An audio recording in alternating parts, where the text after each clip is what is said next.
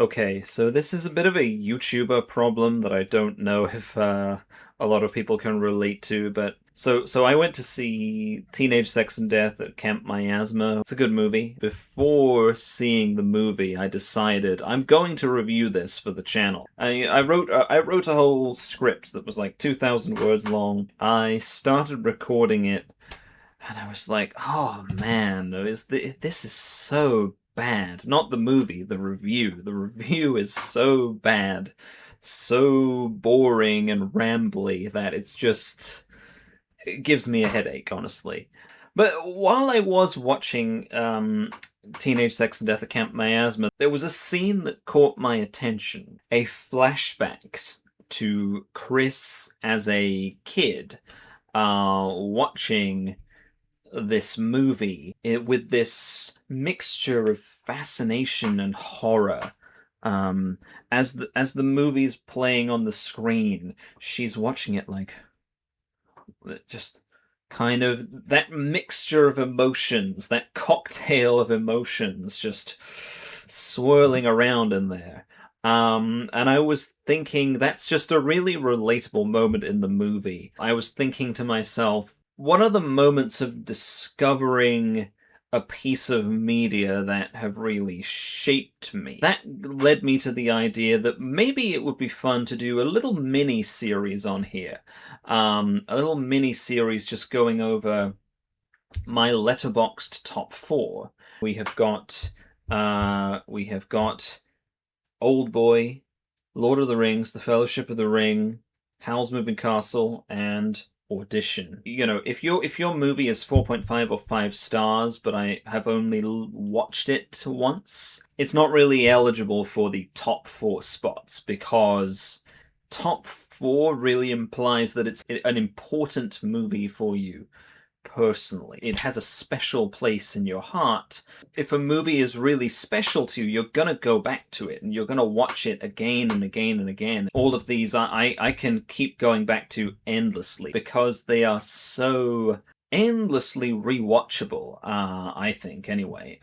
People are gonna think I'm crazy for saying Audition is rewatchable or that Oldboy is rewatchable, but I think they are. Going back to what I was saying about that scene in Teenage Sex and Death at Camp Miasma where the little girl is watching this movie and it's this forbidden thing that's not really meant for kids, right? Because the thing on screen is this sex scene that is happening right before a character is going to get brutally murdered. This is really not meant for me, but you're kind of scared and fascinated by it at the same time. Oldboy is kind of what that is for me. A film that I watched probably at a younger age than I should have watched it. All I knew was the name of the film. Somebody, I think a YouTuber or something, had said, this film's really good. It's one of the top 5 films ever made. And so I was thinking, I've never heard of this film. It's got a weird name. What is an Oldboy? At that time, I had probably just got my own laptop for the first time, and so for the first time I had a computer in my own room. It was one of those days where the rest of my family was all out of the house doing something, and so I was just staying home, got Chinese takeaway or something, and I was just staying home, and I just put this on, I was like, let's watch this movie with a weird name that I have no idea what it means.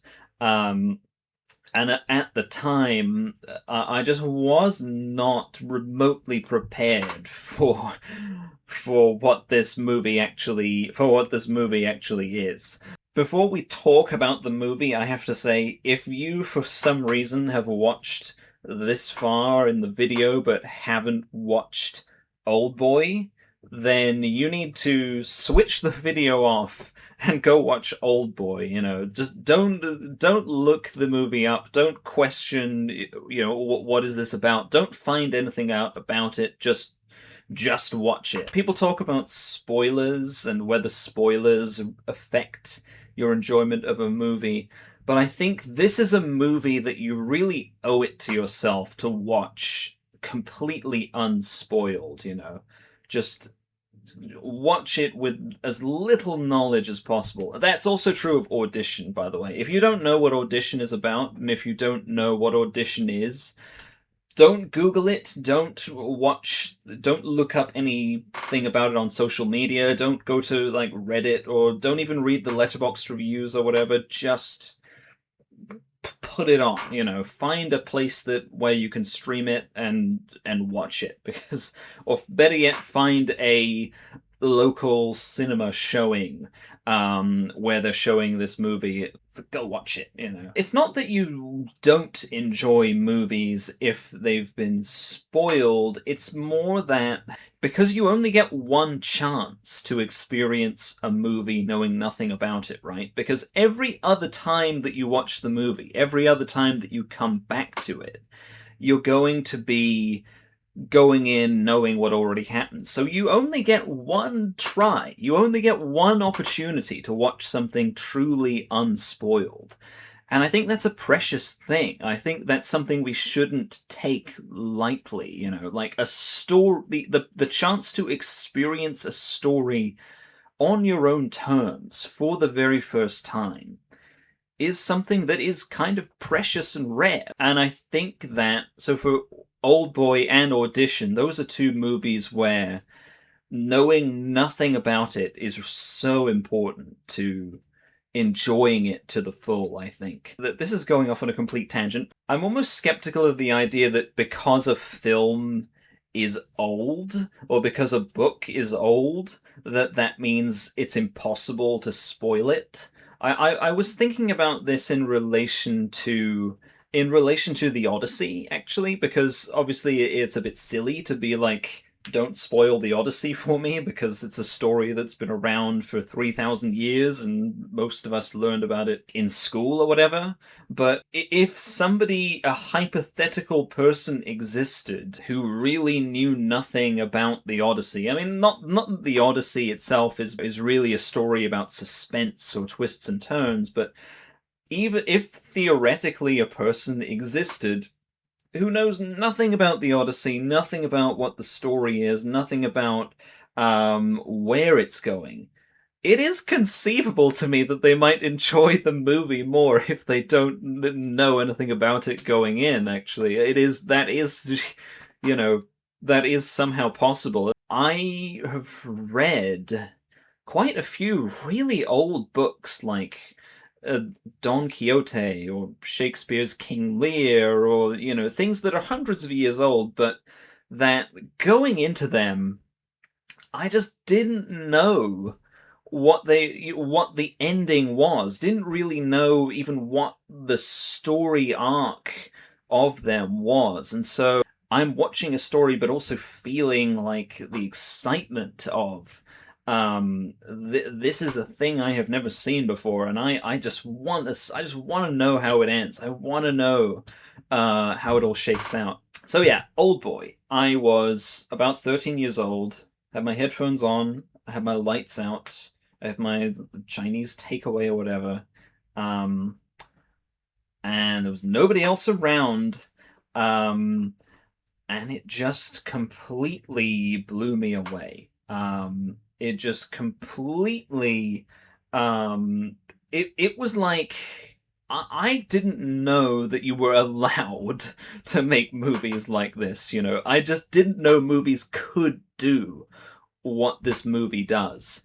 It changed the way that I look at cinema, really. A film that reaches these operatic heights of emotion, that reaches these just insane heights of drama, that is just so difficult to really do in a story that takes place in a very, very contemporary setting, but it feels like you're watching something almost Shakespearean, or like a Jacobean revenge tragedy. Oldboy is a tragedy, you know, it is like a Greek tragedy in modern form, but the word tragedy really, You need that word to convey the size of the thing you're talking about, right? A tragedy is something that is on such a massive scale. I mean, originally, obviously, a tragedy is like the fall of a great hero. Here, it's like just the scale of what has happened is almost unimaginable.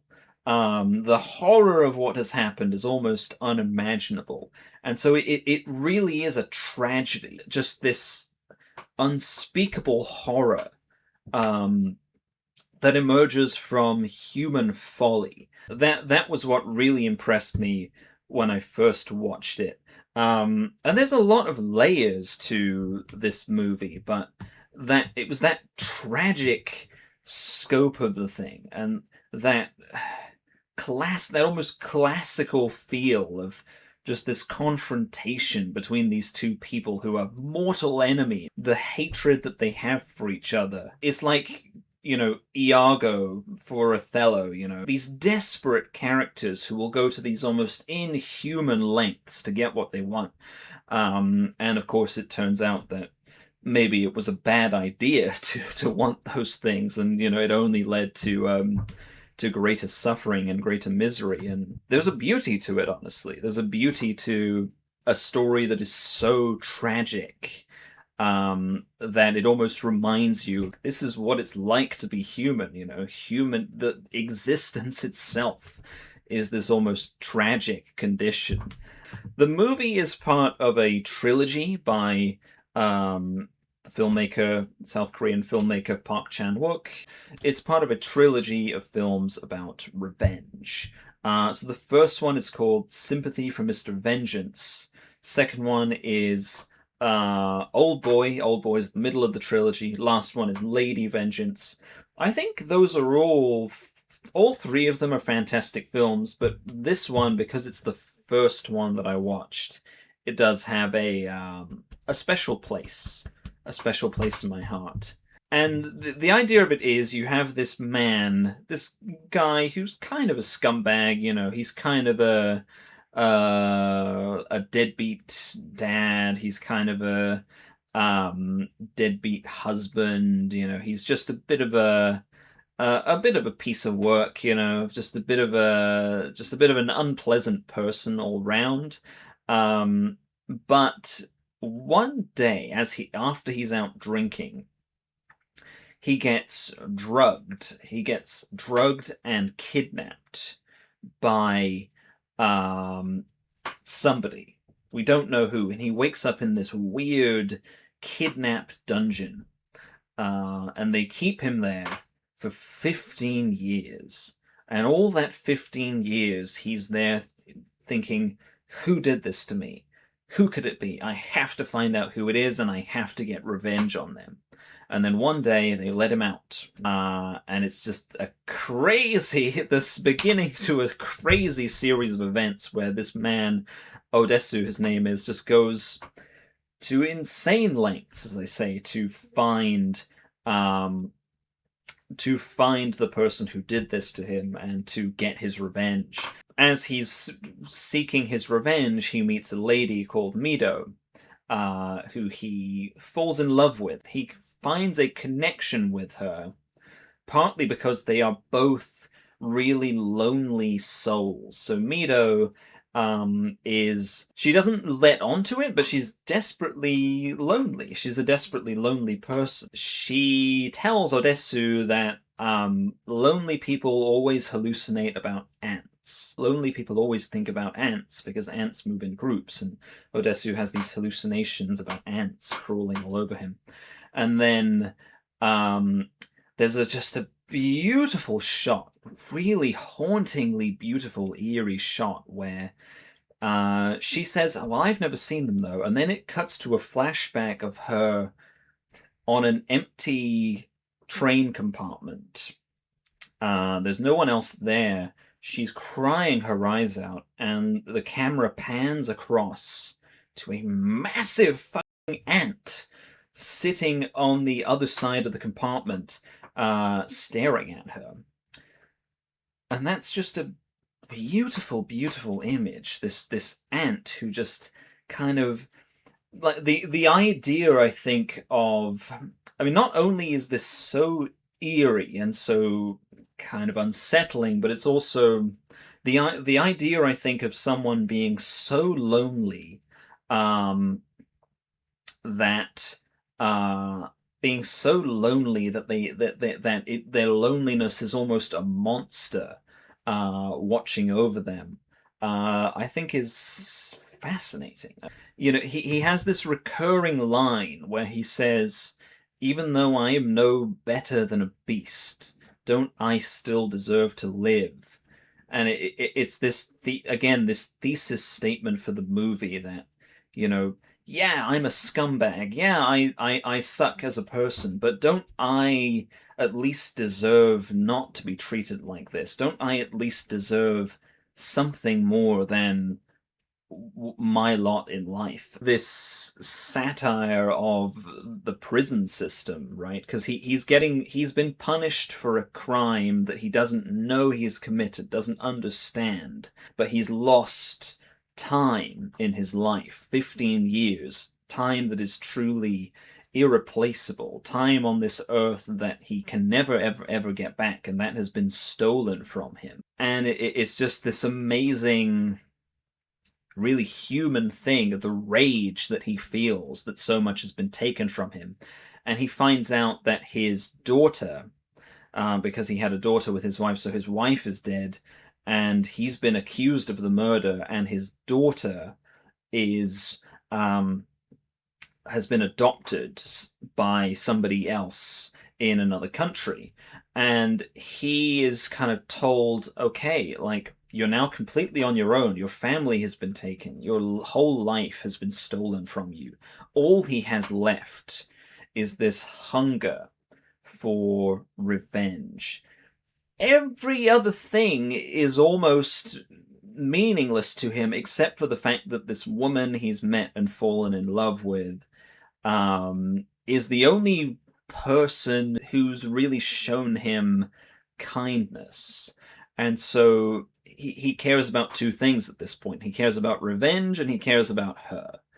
And you can kind of see where this is going, that like at some point there's going to be a question of like, does it mean more to you to get revenge on this person who ruined your life, or does it mean more to you to protect the person you love? Like, though, that's the tension of the movie, right? And that's kind of how things are playing out at that point in like the middle of the movie. So what he does is he tracks down the gangsters who have been running this weird kidnap dungeon thing, and he gets them to tell him, he gets them to give him clues essentially about where he can find the guy who did this. And at one point, he's out in the world. He's taken a beating, and then he almost collapses, and then a man comes and helps him and puts him in a car. And then this man grins at him and says, "Isn't that right, Odessu?" And he realizes, oh shit, this is the man who has done this to me. This is who it is. This is the villain.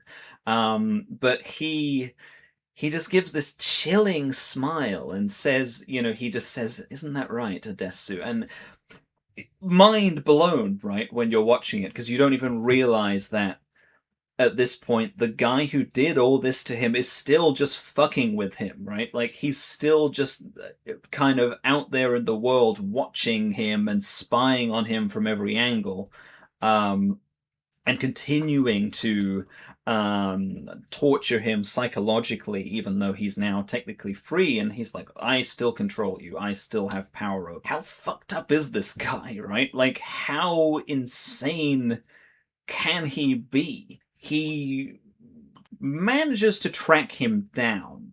And when he does track down Li Wujin, who's the villain of the movie, there's a scene that just completely blew my mind when I first watched it, and it still does over and over again, because the way that this scene is shot in this set that is full of reflective surfaces and mirrors and weird open spaces and kind of weird symmetrical shapes. And all these moments where we're looking at the characters through mirrors and we see them almost as mirror images of each other, like these two people just driven and motivated by hatred for one another, right? And it becomes clear because Lee Woo-jin, we find out, is this rich guy who has devoted his entire life and his entire resources as this, ultra wealthy financier, and he's devoted all of it to destroying this one man's life. And you're racking your brain, like,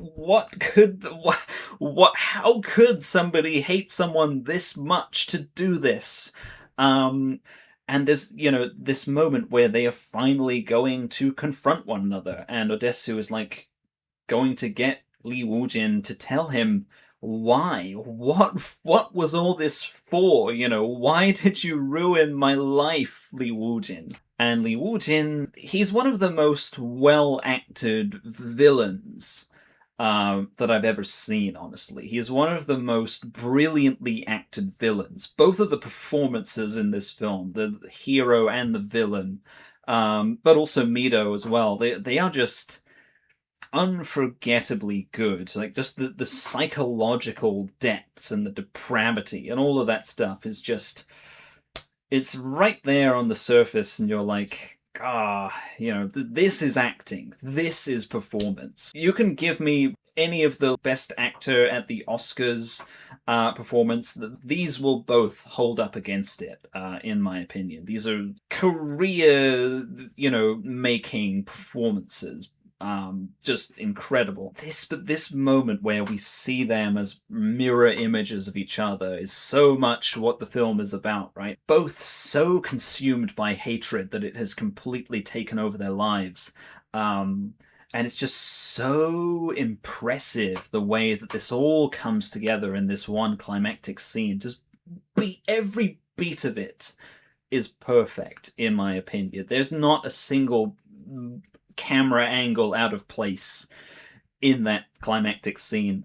But the truth that we then find out is like just so much more twisted than 13-year-old me could ever have comprehended, because we find out that the whole reason Lee Woo-jin is doing this is because he blames Odessu for the death of his sister. He and his sister were in some kind of like incestuous relationship, and he believed that Odessu told everybody else that she had got pregnant from like this affair with her brother, and he thinks Odessu is the one who told everyone that and that drove his sister to suicide.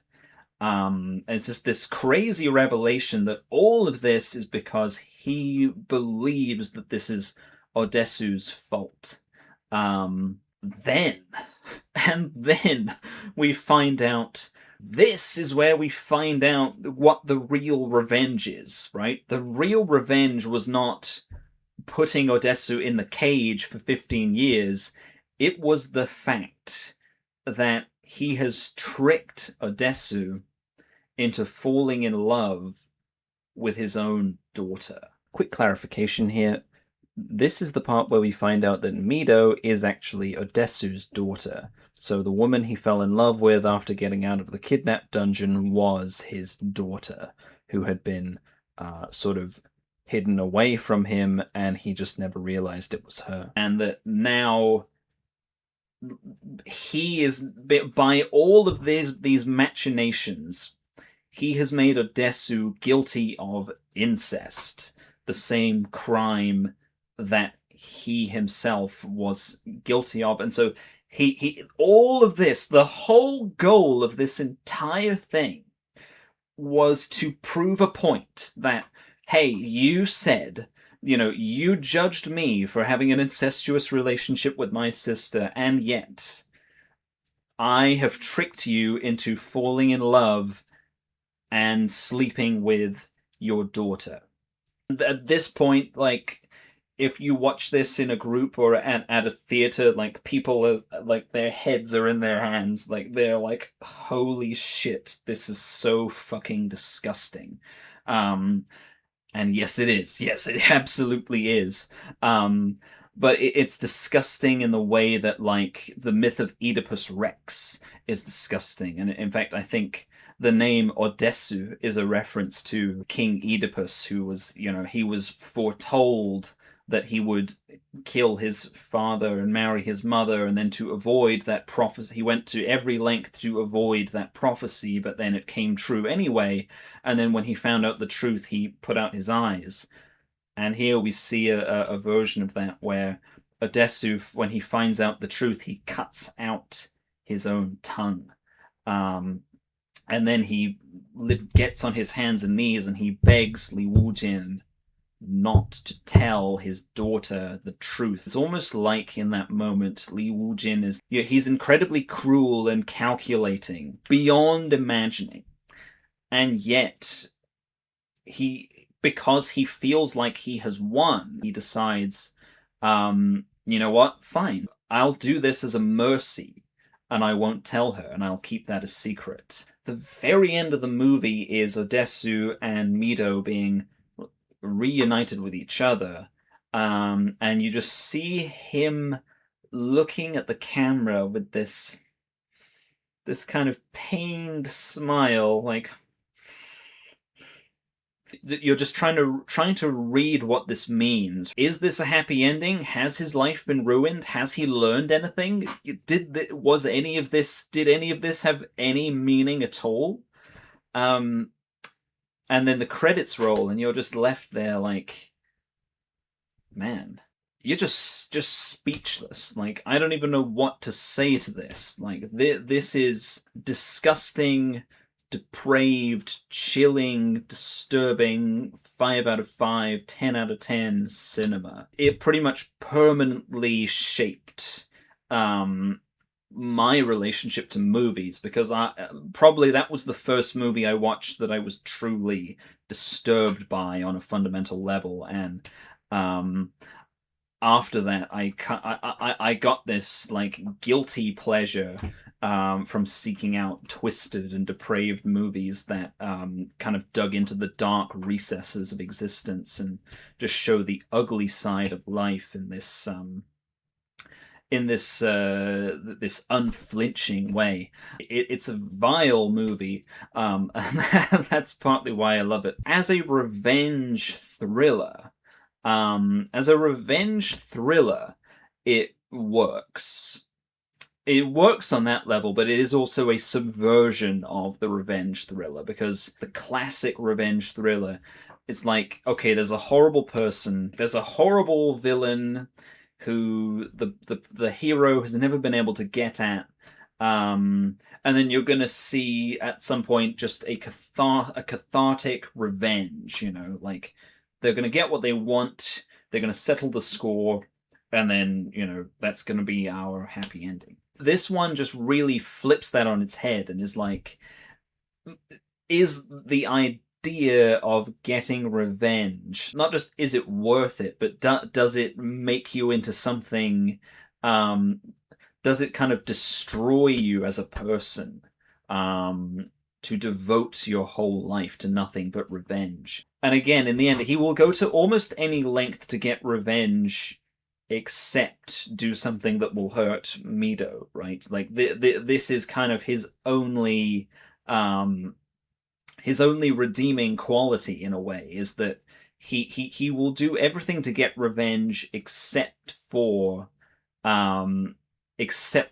do something that will let Mido know the truth about this, which is like, in his mind, is a way of sparing her the pain. And then Li Wujin, the villain, is like, well, hey, I'm such a nice guy, I guess I'll do it for you.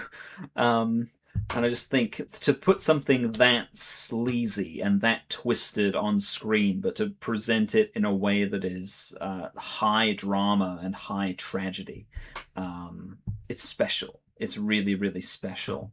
Because that's how a lot of these really old revenge stories work, right? Somebody wants revenge, but the consequences of the revenge are so much worse than even the thing that was done to you to start off this cycle. I think the one criticism of this movie that comes up, that tends to come up a lot, is this notion that this movie's kind of low key misogynistic because it's basically a story in which only the men really have any agency, or only the men can really do anything to control their own destiny, and the women are only there so that bad things can happen to them, and the bad things that happen to the women just serve as a motive for the men.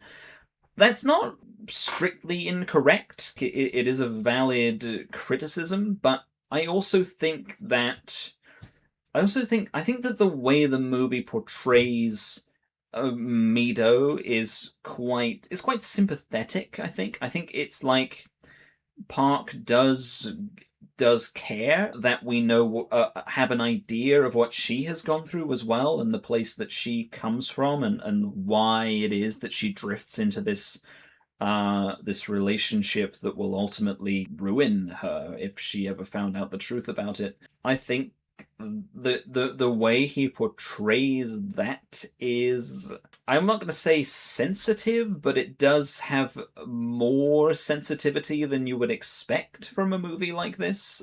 Again, she is this tough person who is also kind of the voice of reason, kind of a bit of a guardian angel in the end, right? Like, she is the only one who could really make Odessu see reason, and she can see a bit more clearly that, like, you're still just dancing on the string for the guy who ruined your life. No matter how hard you try to get revenge, you're ultimately just doing what he wants, and like she understands that, I think. And then she also like puts herself in danger, in harm's way, because of like caring about this guy who has just come into her life. I think, yeah, I think it's a movie that is sympathetic to her. Like, if the movie like involved her getting like brutalized, then it would be a lot cheaper and cheesier. I think it would be a lot more, a lot more along the lines of just the classic, like, the lady in the refrigerator kind of story. But what's interesting about it as well is that Park himself said that he didn't like, the thing he didn't like about this movie is that Mido stays in a state of innocence. And his point was that because she never finds out the truth, she never has to reckon with it. She remains innocent. And so that's partly why he made Lady Vengeance almost as an answer to the criticism that he had only made female characters who had no control over their lives. So he then makes Lady Vengeance, which is a movie very much about a lady who has herself done some very bad things, but is trying to atone for them, and is trying to take control of her life in the way that she can. So yeah, all of that is really fascinating. I think, yeah, this forever changed my taste in movies, and that is why it is my top 4. Yeah, make of that what you will. If you think that this is kind of a sick thing to be so excited about, just watch the movie. Hopefully you already have, but it's really good. So yeah, that's the first in my top 4 mini-series, and I'll see you next time. Take care.